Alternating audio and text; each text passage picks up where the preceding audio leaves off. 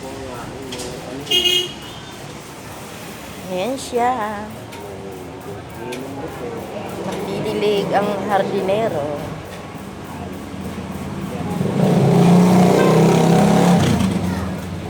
Nagdidilig siya ng kanyang mga halaman.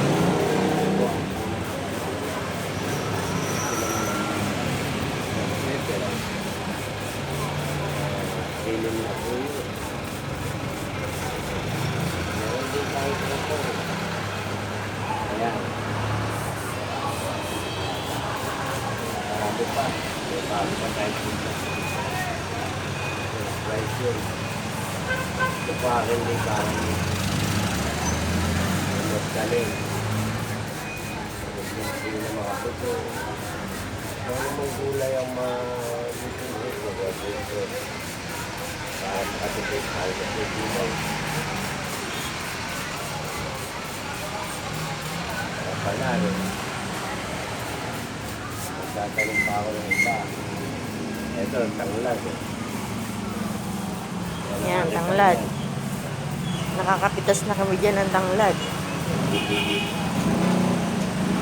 ang aming sang. Meron pa isang. May isang daw siya, sang. Ayan. Ito, ang aming sang. Lagi na,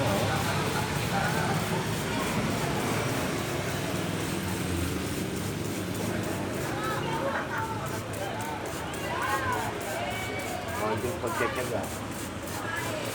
May nilaga. Ay, nagkakaroon na naman. At may buwan na siya. May pa-subscribe. Ang maliit na buko. Para kung balak na magbunga. Pero yung bata pa. Maraming kamati. Parang hagdan.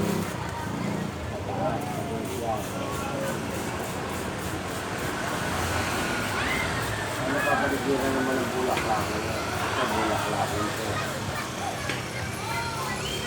Hindi nga gulay, bulaklak naman.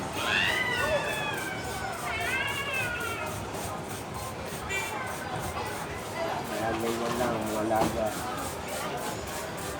Parang baby. Yung pinapanig siya, hindi pwede po sahin. Agdilig para di sila nalulunod.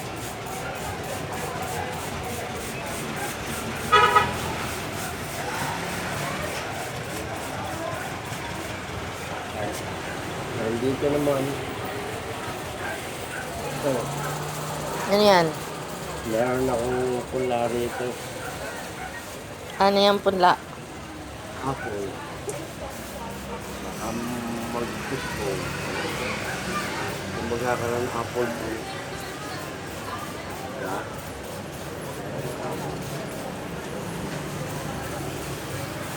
Ito, kumatis pa rin ito. Ito ang aking ako. Sa palengke. Tagala. Kaya kumbaga sa ano, kaibigan pag may kinada, may nilaga. Kaya ito ang aking mga napapakinabangan. Ngayon, tanglad ko. Mataas na sa, mahabol na sa akin.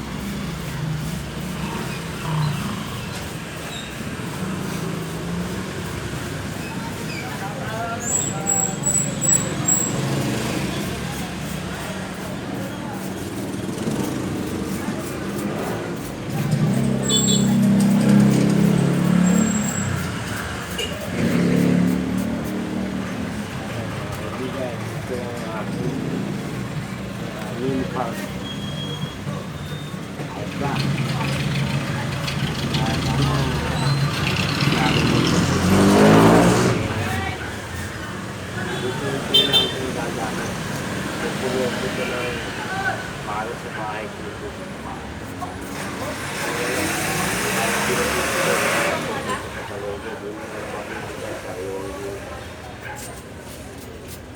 Pero meron din ako ng kwan. Alam mo, ito. Ay, bayan. Ito bang kwan din? Pwede pa ko ba?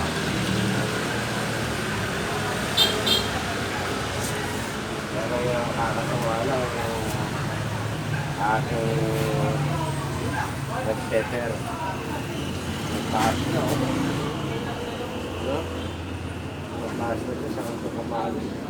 Pag ano sila eh, parang kapit yan. Pero nagkakaroon pa rin.